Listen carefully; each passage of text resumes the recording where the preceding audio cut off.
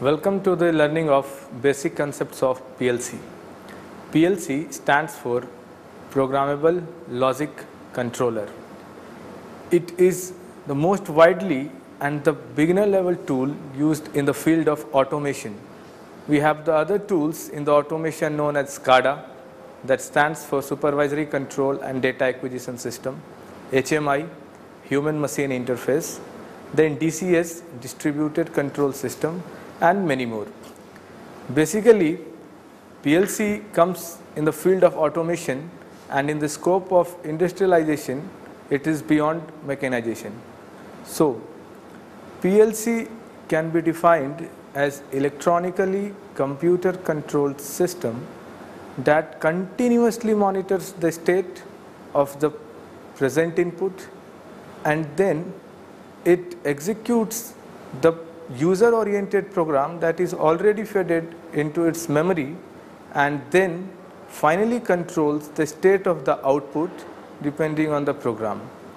So, here we will look upon the basic elements of PLC, the hardware configuration, the software program, how the program is being done, and then some practical applications associated with this master PLC. So, let us begin with.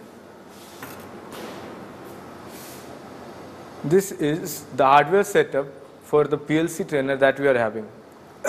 In this, we have a power supply module, we have a CPU, that is the main part of it, then the input terminal blocks, the supply section, then finally the whole array of output blocks. The structure of this PLC resembles to that of a basic computer system. It means it has three basic sections. The very first is input, then a CPU, then output. Likewise, the computer system, PLC itself has some memory, that is programmable memory, so that user oriented programs can be easily stored there. So, this is the power supply capable of providing 24 volt DC.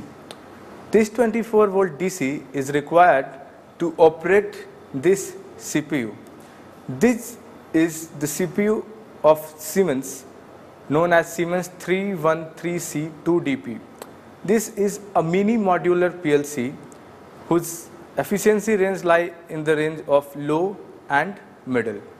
In this, we have this section known as MPI. MPI again stands for multi-point interface. It means that if any external node is to be extended, we can easily use this MPI by the means of LAN cable. We can see that the LAN cable is being used here. The very first LAN cable is used to connect this whole CPU section to this programming device. A programming device is basically a general computer system, so that hardware is correlated by the means of software, and here we are using Semantic Manager S7 version. Now, as I told, we will have an input section, output section, and then a CPU in middle to execute it with some programmable memory. This is a CPU. We have this section known as interface module, so that further some external applications, if there is to be associated with it, we can use this interfacing module. This complete section is then said as digital input output section. It means we will have digital inputs here and we will have the digital outputs here. Now, further, there is a requirement of different voltage levels, that is positive and negative. So, provision for different positive supply and negative supply of that, a bus bar is being provided here. For the complete input to be synchronized in a single fashion, we have connected input terminal blocks, so that input from various applications which are being controlled with this CPU is associated by means of this input terminal blocks. Now, coming to the output section, PLC generally was invented to replace the hardwired logic earlier. In the current scenario, PLC uses a relay, electromechanical relay generally, as an output device to control the state of the output device connected to it. We can see here that an output block consists of 8 output relays at a time. It can further be divided into 2 different parts, the first part containing of the 4 output relay and then the second part containing of 4 output relay. The purpose of using relay is that a computer cannot process the raw electric signals, and PLC is a digitally electronic control system that is designed to use most of the times in industrial environment. So to sustain and meet those requirements, we have to take care of it. This is the electromechanical relay as we are observing here, and the counting is done from 0 to 7 in spite of reading it from 1 to 8, as it follows the digital information system. Now, to make this relay operate, we'll have the basic connections like we are having here, the MCB to provide the connection so that we can cut it off further as per our requirement. In this MPI adapter, that is multi-point interface adapter, we also have provision to connect, because as I told earlier that this PLC is a mini modular PLC. There are 2 types of PLC. The very first is modular PLC and then the second is compact PLC. Modular PLC are connected separately depending on the sections. It has a flexibility nature, but in compact PLC, each and everything is merged into a single CPU that is used with the higher efficiency level at the largest range. Here we are having this only for the middle purpose range so that some practical examples of the applications can be associated with it. We will look further to a practical example. Now suppose we have to take an example of a mixing plant, because PLC is generally used for real-time processing to eliminate the mechanization process, the manpower, to increase efficiency. As we know that time is the commodity that needs to be maintained in a very efficient way to increase the productivity of any industry. PLC is the basic tools to meet those requirements. If we have some requirement like to mixing 2 liquids of different stored in a different tank, and then both liquids from the both tank are to be mixed in the third tank, and then the outlet is to be done there. So let me show you the basic example of the practical application of the mixing plant. This is the practical setup for the mixing plant that I was discussing. Let me explain you the individual components of this whole setup. We have tank A containing of liquid 1, then we have tank B, liquid 2 to be contained. This is the mixer tank in which liquid from tank A and tank B are to be mixed,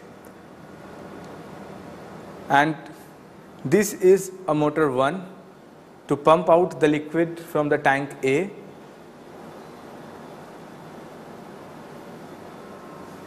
Likewise, we have the identical motor M2 named as M2 for this tank B to pump out the liquid from this.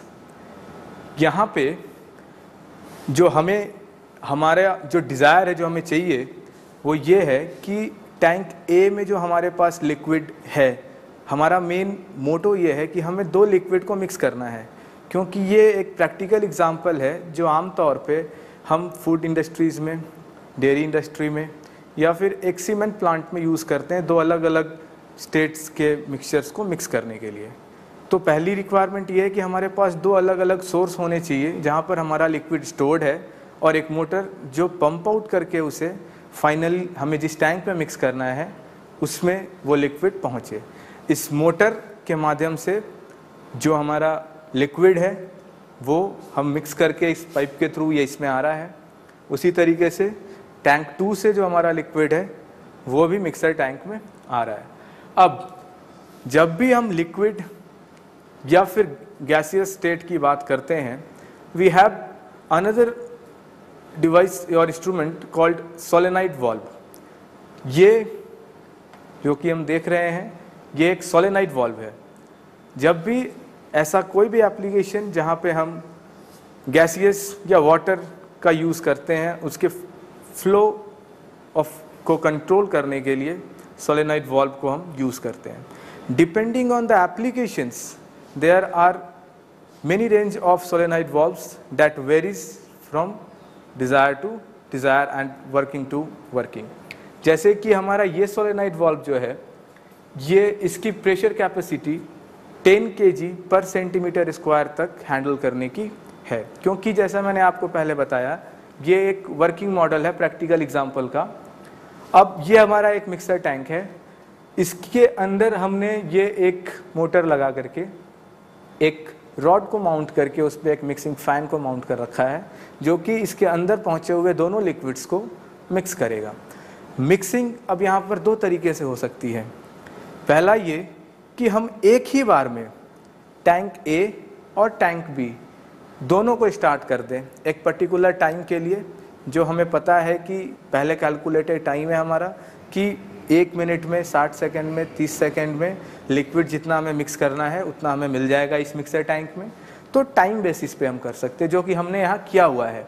दूसरा जो practically industry में हम देखते हैं वो sensors level पे होते हैं कि अपर लेवल सेंसर पे पहुँचते ही ये बंद हो जाएगा और फिर ये चालू हो जाएगा। यहाँ पर हम दोनों मोटर को एक साथ चालू करेंगे, क्योंकि जब दोनों लिक्विड एक साथ मेन टैंक में गिरेंगे तो ये ऑलरेडी मिक्सिंग स्टेज में रहती है। जैसे ही मिक्सर टैंक हमारा स्टार्ट होगा, मिक्सिंग करने के लिए हम टाइमर यूज़ करेंगे सॉफ्टवेयर पे, और एक पर्टिकुलर टाइम इंटरवल के बाद ये मोटर भी बंद हो जाएगा, ये मोटर भी बंद था, ये मोटर ऑलरेडी बंद था। आउटलेट के लिए जो ये पाइप है हमारे पास, सिर्फ ये सोलेनॉइड वाल्व एक्टिवेट होगा। ये इलेक्ट्रिकली कंट्रोल होता है, जो हम सॉफ्टवेयर पे कमांड देते हैं उसके थ्रू ये इलेक्ट्रिकली कंट्रोल्ड स्विच की तरह काम करता है। So let me go back to the controlling unit so that I can explain you the software interconnection to the hardware configuration और किस तरीके से सॉफ्टवेयर को यूज़ करके हम यहाँ पर इस प्रैक्टिकल एप्लीकेशन को कंट्रोल कर रहे हैं। So as I was saying that how to connect this project with this CPU by the means of this programming device। यहाँ पर जो हम सॉफ्टवेयर यूज़ करते हैं सीमेंस की वो है सीमेटिक मैनेजर, और सीमेटिक मैनेजर से प्रोग्राम हम कैसे बनाते हैं इसके भी 3 तरीके हैं। The programming can be done by the means of 3 ways. जो पहला तरीका है वो होता है हमारा रिले लॉजिक, जिसको हम पीएलसी के लैंग्वेज में लैडर लॉजिक भी कहते हैं, LAD से जिसको हम डिनोट करते हैं। दूसरा, हम स्टेटमेंट की एक लिस्ट बना करके भी प्रोग्राम जो हम करना चाहते हैं, जो बनाना चाहते हैं, वो भी हम कर सकते हैं, जिसको बोलते हैं statement list, which is denoted as STL। Then again एक प्रोविज़न ऐसा भी है कि जो भी आप प्रोग्राम जिस चीज़ के लिए भी बना रहे हैं, जिस एप्लीकेशन को कंट्रोल करने के लिए आप बना रहे हैं, आप उनके फंक्शनल ब्लॉक्स को इंटरकनेक्ट करके भी आप प्रोग्राम कर सकते हैं। वैसे तरीके को हम कहते हैं फंक्शनल ब्लॉक डायग्राम, जिनको शॉर्ट फॉर्म में हम FBDB कहते हैं। यहाँ पर जो भी प्रोग्राम हम देखेंगे वो प्रोग्रामिंग हमने लैडर लॉजिक में की हुई है। एक खास बात PLC की ये है कि आप प्रोग्रामिंग जिस लैंग्वेज में भी चाहें आप कर सकते हैं, और बाद में सॉफ्टवेयर ऑटोमेटिकली उसे तीनों लैंग्वेज में कन्वर्ट कर देता है। तो आप अपने अकॉर्डिंग, अपनी सुविधा के अनुसार आप प्रोग्राम को समझ सकते हैं, लिख सकते हैं, देख सकते हैं। सो यहाँ पर ये जो सॉफ्टवेयर है हमारा, ये एक विंडो लुक जो हम देख रहे हैं, ये सीमेटिक मैनेजर का है, ये एक प्रोग्राम जो कि मिक्सिंग प्लांट अभी मैंने आपको दिखाया, उसका ये प्रोग्राम ऑलरेडी हमने बना करके सिस्टम पे रखा हुआ है। मैं आपको बेसिक से बताता हूँ कि कैसे इस प्रोग्राम, इस सॉफ्टवेयर को हम स्टार्ट करते हैं और फिर कैसे इस प्रोग्राम तक हम पहुँचते हैं और क्या प्रोसेस है कि पीएलसी समझ जाता है, पीएलसी की सीपीयू ये समझ जाती है कि इस प्रोग्राम से हमें अब इस एप्लीकेशन को कंट्रोल करना है। So let's see.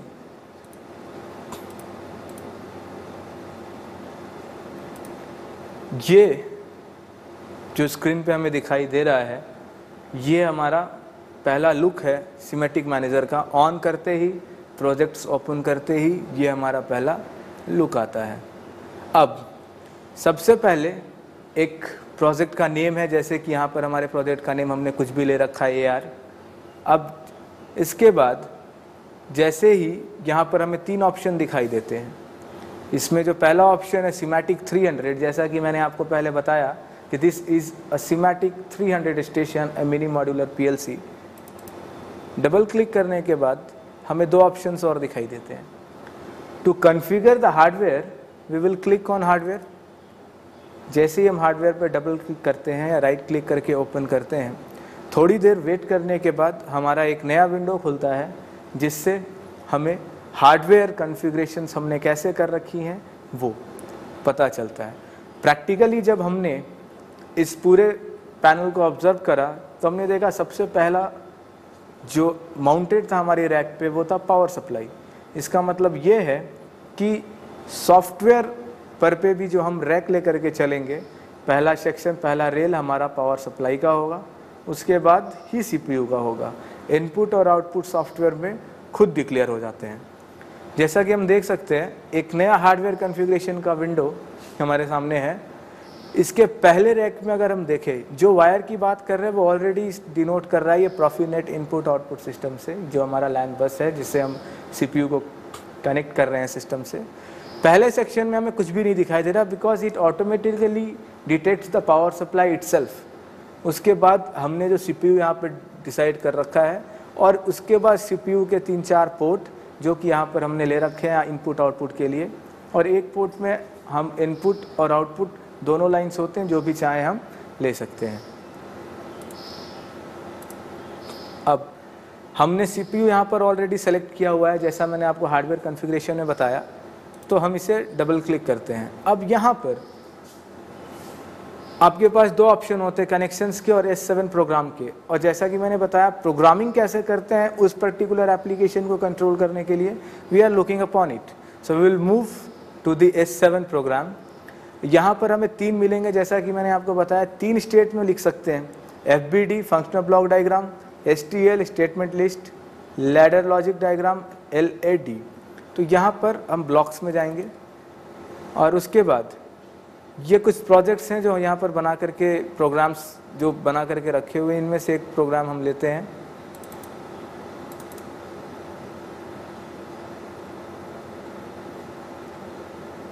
ये एक प्रोग्राम है जो हमने ऑलरेडी बनाया हुआ है, मिक्सिंग प्लांट जो भी आपने देखा, उस काम के लिए कि 2 मोटर हमारे एक साथ चालू हो जाए, तीसरा मोटर उस स्टेज पे बंद रहे। जैसे ही दूसरा मोटर, जैसा मैंने आपको एक्सप्लेन किया, उसकी प्रैक्टिकल बेसिस पर हम प्रोग्रामिंग जब भी करते हैं पहले हमारा जो एप्लीकेशन है उसको हम अपने दिमाग में रखते हैं, उसके बाद जो बेसिक इनपुट एलिमेंट्स हैं उनको नोट डाउन करते हैं और उनकी फंक्शनिंग किस तरीके से करानी है इस बात को डिपेंड करके, इस मैटर पे डिपेंड करके हम एक लिस्ट बना करके उनको सिंक्रोनाइज करते हैं फ्लो चार्ट के रूप में, जिसको हम प्रोग्राम में कन्वर्ट करते हैं। मैंने बताया आउटपुट डिपेंड करता है आपके आउटपुट रिलेज पर।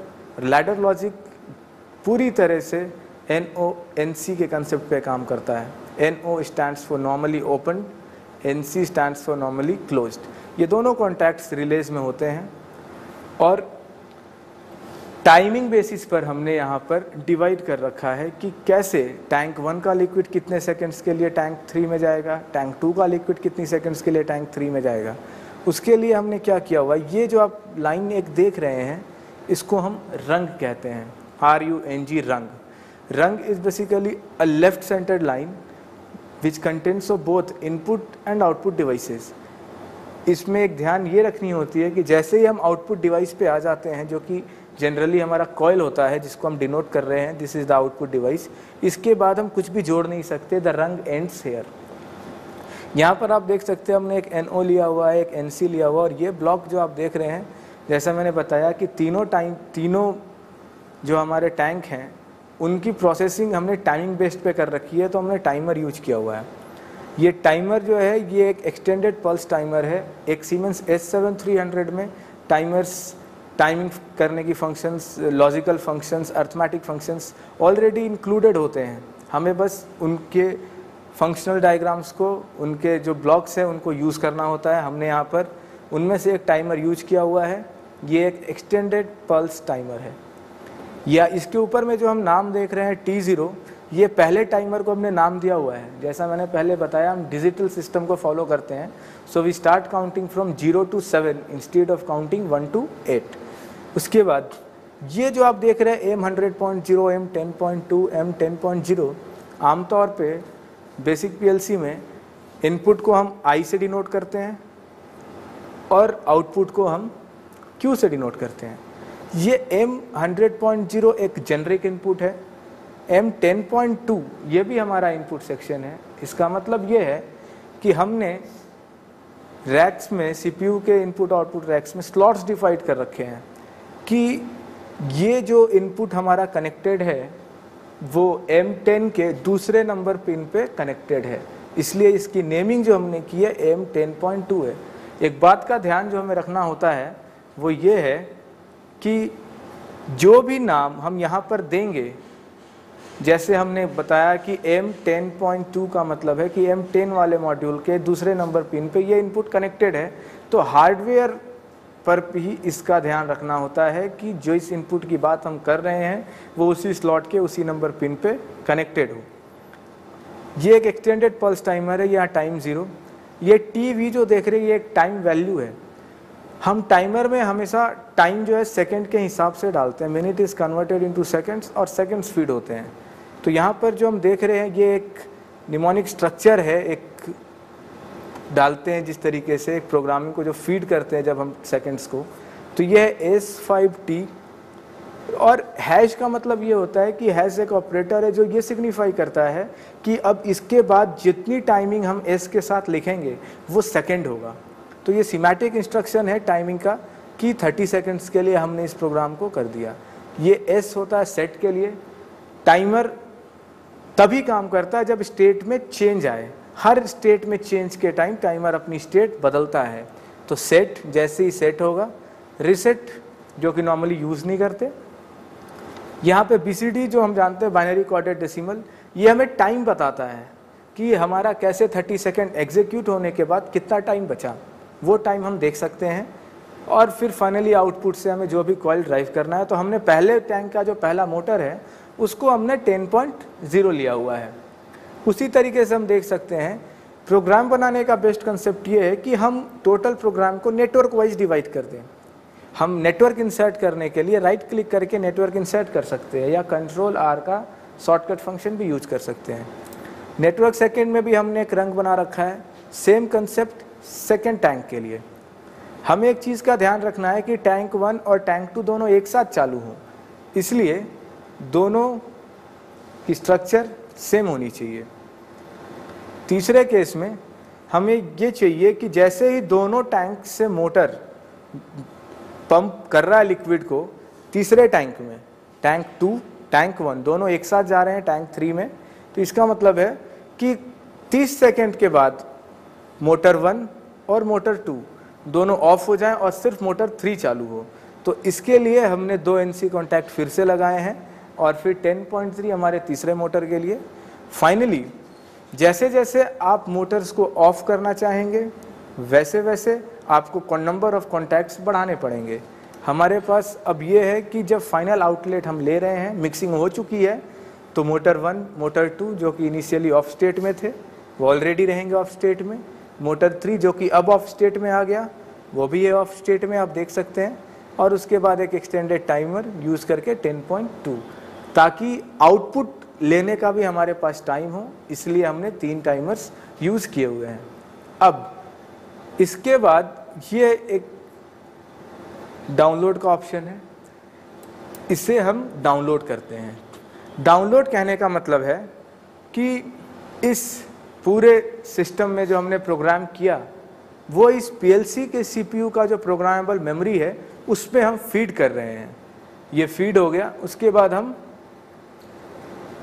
इस मॉनिटर पे क्लिक करके ये देख सकते हैं कि ये ऑनलाइन है या नहीं है। पहले हमने देखा था कि ये सिर्फ एक ब्लैक लाइन से डिनोट कर रहा था।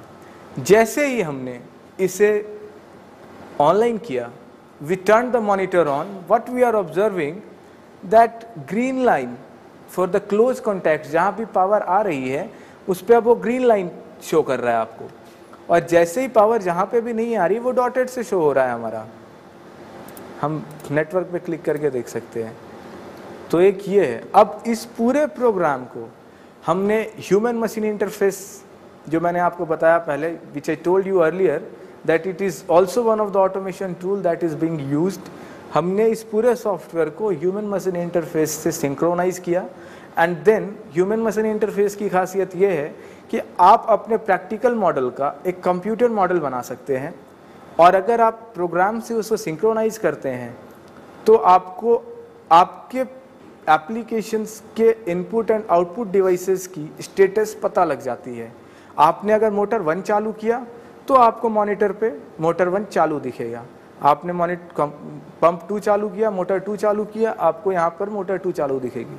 हमने इस पूरे प्रोग्राम को ह्यूमन मशीन इंटरफेस सॉफ्टवेयर से, जो कि WinCC फ्लेक्सिबल सीमेंस का यूज़ किया हुआ है, उससे हमने सिंक्रोनाइज किया है। एक सिंक्रोनाइज लुक जो इस प्रोग्राम का है वो हम यहाँ पे देख सकते हैं।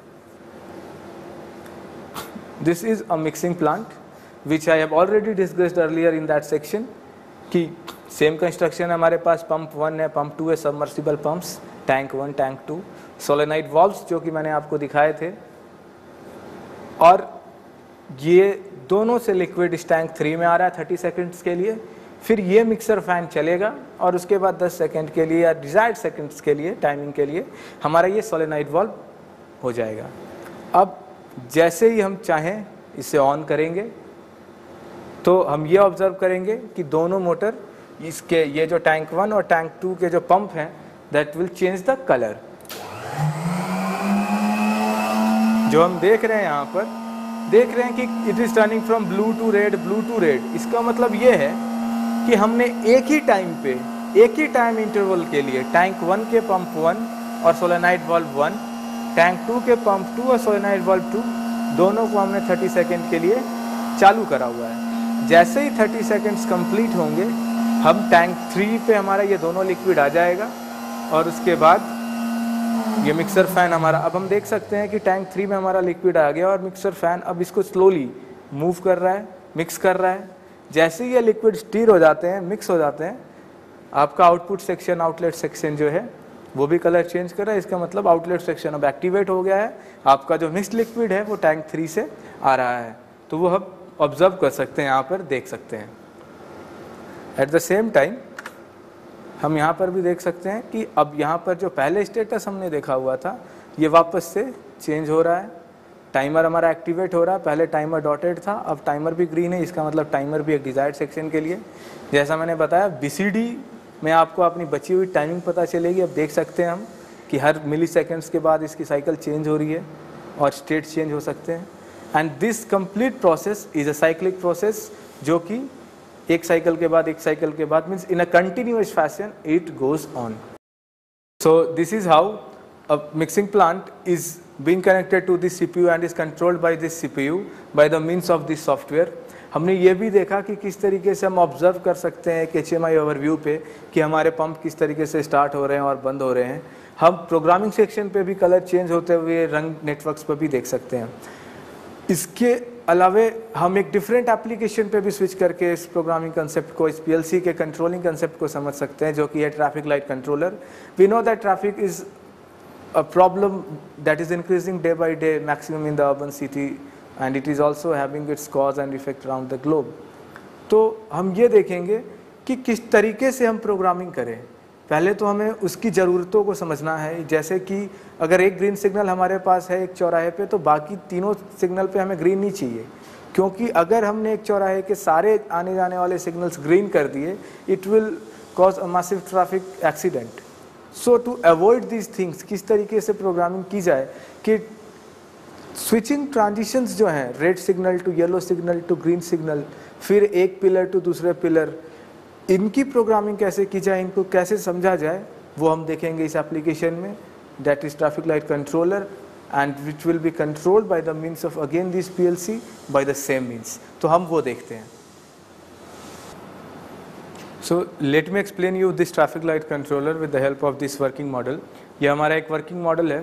जैसा मैंने आपसे अभी डिस्कस किया कि हमें इस चीज़ का ध्यान देना होता है कि एक 4 वे पे जब 4 पिलर हो हमारे पास, एक रेड, येलो और ग्रीन, इनकी स्विचिंग टाइमिंग इस बेसिस पे, पिलर बेसिस पे, and then from pillar to pillar to pillar to pillar and again starting पे हम पहुंच जाते हैं। ये एक वर्किंग मॉडल हमने तैयार किया हुआ। हम ये देखेंगे कि प्रोग्रामिंग जो हमने इसके लिए तैयार की हुई है और सेम प्रोसीजर जो हमने मिक्सिंग प्लांट में यूज़ किया था, हम इसे HMI से कोरिलेट करेंगे तो हमें एक प्रैक्टिकल लुक मिल जाएगा कि जिस टाइम इंटरवल पे के लिए हमारा ये प्रोजेक्ट, हमारा ये वर्किंग मॉडल ट्रैफिक लाइट को दिखा रहा है कि red to yellow, yellow to green हो रहा है, उसी टाइम इंटरवल की बेसिस पे हम सिस्टम पे भी मॉनिटर कर सकते हैं। तो इसका मतलब ये हुआ कि हम PLC की बेसिस से रियल टाइम मॉनिटरिंग भी कर सकते हैं, और उस केस में अगर कोई प्रॉब्लम आता है तो हम उसे ईजिली ट्रबल शूट भी कर सकते हैं। तो हम ये देखेंगे कि HMI पर हमें ये किस तरीके का लुक मिलता है, इसकी प्रोग्रामिंग क्या है, और फिर वापस देखेंगे कि इसकी सिग्नल स्टेटस किस तरीके से ट्रांजिट हो रही है, किस तरीके से चेंज हो रही है। तो इसका HMI ओवरव्यू देखते हैं। आइए। तो जैसा हमने देखा प्रैक्टिकल वर्किंग मॉडल पे एक ट्रैफिक लाइट कंट्रोलर को, अब सेम टू सेम हम इस स्क्रीन पे ऑब्जर्व कर सकते हैं। यहाँ पर HMI ओवरव्यू जैसा मैंने आपको पहले बताया, हम देख सकते हैं कि किस तरीके से हमें एक 4 वे लेन दिख रही है 4 ट्रैफिक पिलर्स के साथ, और हर ट्रैफिक पिलर्स पे हमने ये, चूँकि ये प्रोग्राम से हमने इंटरलिंक किया हुआ है तो हमें यहाँ पर रेड लाइट, येलो लाइट और ग्रीन लाइट को नेमिंग देनी होती है पिलर के हिसाब से।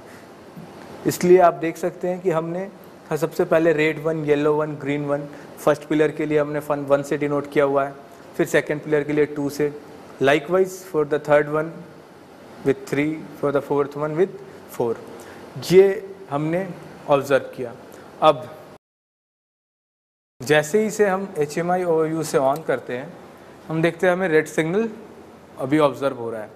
एक टाइमिंग के बाद जैसे green signal to yellow signal to red signal जो भी जिस पिलर्स पे भी होंगे, वो उसकी ट्रांजिशन ख़त्म होने के बाद हम देख सकते हैं कि जो रेड सिग्नल हमें दिख रहा था वो अब ग्रीन पे बदल चुका है, और जो टाइमिंग हमने टाइमर्स पे थ्रू प्रोग्राम में फीड कर रखी है उस टाइमिंग के लिए हमें ग्रीन मिलेगा, फिर येलो, फिर अगेन रेड। अब ये स्विच हो जाएगा दूसरे पे, और इसी तरीके से ये हमारा जो प्रोसेस है ट्रैफिक लाइट कंट्रोलिंग का, ये एक साइक्लिक प्रोसेस जो मैंने आपको बताया था मिक्सिंग प्लांट के केस में भी, ये उसको फॉलो करता रहेगा, और ये कंटिन्यूअस प्रोसेस चलता रहेगा जब तक कि हम इसे मैनुअली ऑफ नहीं करते।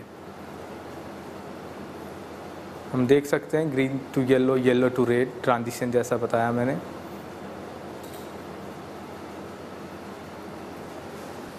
सो हमने ट्रैफिक लाइट कंट्रोलर देखा, we also looked upon the mixing plant, their controlling way, their controlling procedure by the means of the Siemens CPU। इस पूरे CPU पैनल के, इस पूरे PLC पैनल के हार्डवेयर एक्सपोजर को हमने देखा, एक basic elementary function of each and every individual component, programming के कंसेप्ट्स, प्रोग्रामिंग में किस तरीके से हम टाइमिंग एप्लीकेशंस को यूज़ कर रहे हैं, हमने उसे भी समझा। सो by summing these all things, we come to the conclusion that by the means of PLC, every process can be controlled in a very efficient manner. By the means of PLC, real-time processing can be easily achieved, and while learning this PLC, students can achieve the firm positions and get the practical industrial exposure, and can learn the concepts of this PLC in a very vast manner in the industrial, practical industries outside, which will indeed help them in their future careers. Thank you.